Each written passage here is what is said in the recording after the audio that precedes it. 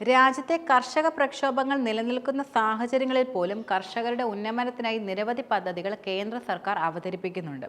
പക്ഷെ നിലനിൽക്കുന്ന പ്രശ്നം എന്നത് ഇവയിൽ ചിലതിനെപ്പറ്റി മാത്രമാണ് ഉപയോക്താക്കൾക്ക് അറിയാവുന്നത്. കർഷകർക്ക് സാമ്പത്തിക സഹായവും അതുപോലെ കുറഞ്ഞ പലിശയിൽ വായ്പയും ലഭ്യമാക്കുന്ന കേന്ദ്രത്തിന്റെ ഫ്ലാഗ്ഷിപ്പ് പദ്ധതിയായ കിസാൻ ക്രെഡിറ്റ് കാർഡിനെ പറ്റി ഒട്ടുമിക്ക ആളുകൾക്കും അറിയാമായിരിക്കും. രാജ്യത്തെ കർഷകരെ സാമ്പത്തിക തലത്തിൽ ശാക്തീകരിക്കുന്നതിനും അതുപോലെ അവരുടെ ഭാവി സുരക്ഷിതമാക്കുന്നതിനുമായി കേന്ദ്ര സർക്കാർ അവതരിപ്പിച്ചൊരു പദ്ധതിയാണ് PM കിസാൻ മാൻധൻ യോജന.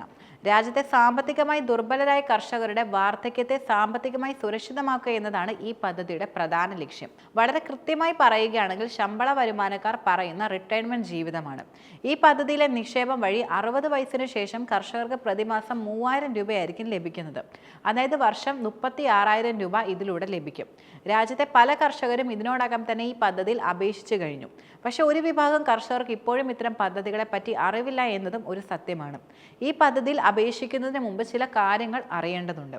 18 വയസ്സ് മുതൽ 40 വയസ്സ് വരെയുള്ള കർഷകർക്ക് പ്രധാനമന്ത്രി കിസാൻ മാൻധൻ യോജനയ്ക്ക് കീഴിൽ അപേക്ഷിക്കുവാൻ കഴിയും. നിങ്ങൾ അപേക്ഷിക്കുന്ന പ്രായത്തെ അടിസ്ഥാനമാക്കിയാണ് നിക്ഷേപ തുക പ്രധാനമായിട്ടും തീരുമാനിക്കുന്നത്. 18 വയസ്സിൽ നിങ്ങൾ അപേക്ഷിച്ചാൽ എല്ലാ മാസം 55 രൂപ മാത്രം നിക്ഷേപിച്ചാൽ മതിയാകും. 60 വയസ്സ് തികയുന്നവരെ ഈ നിക്ഷേപം തുടരണം. 60 വയസ്സിന് ശേഷം നിങ്ങൾക്ക് പ്രതിമാസം 3000 രൂപ വീതം പെൻഷൻ ഇതിലൂടെ ലഭിക്കും. അപേക്ഷിക്കാൻ വൈകും തോറും നിങ്ങളുടെ നിക്ഷേപ തുക കൂടുകയും ചെയ്യും. അതിനുള്ള കാരണം നിങ്ങൾ എപ്പോൾ നിക്ഷേപിച്ചാലും മാസം 3000 രൂപയായിരിക്കും പെൻഷൻ ലഭിക്കുന്നത്. അതിനാൽ പ്രായത്തിനനുസരിച്ചാകും നിക്ഷേപ തുക കൂടുതലും ക്രമീകരിക്കുന്നത്. പദ്ധതിയിൽ അംഗമാകുന്നതിന് നിരവധി യോഗ്യതകളാണ് നിലനിൽക്കുന്നത്. അതിലാദ്യത്തേത് രാജ്യത്തെ ചെറുകിട നാമമാത്ര കർഷകർക്ക് മാത്രമേ ഈ പദ്ധതിയുടെ ആനുകൂല്യം ലഭിക്കുകയുള്ളൂ എന്നതാണ്. പദ്ധതിയിൽ അപേക്ഷിക്കുന്നവർക്ക് 2 ഹെക്ടറോ അതിൽ കുറവോ കൃഷിയോഗ്യമായ ഭൂമി വേണം. 2 ഹെക്ടറിൽ കൂടുതൽ കൃഷിയോഗ്യമായ ഭൂമി ഉണ്ടെങ്കിൽ അവരുടെ അപേക്ഷ നിരസിക്കപ്പെടും. മാത്രമല്ല നിങ്ങൾക്കൊരു സർക്കാർ ജോലി ഉണ്ടെങ്കിൽ ഈ പദ്ധതിയിൽ അംഗമാകാൻ കഴിയില്ല. ആദായനികുതി റിട്ടേൺ ഫയൽ ചെയ്യുന്നവർക്കും ഈ പദ്ധതിയുടെ ആനുകൂല്യങ്ങൾ ലഭിക്കുന്നതല്ല.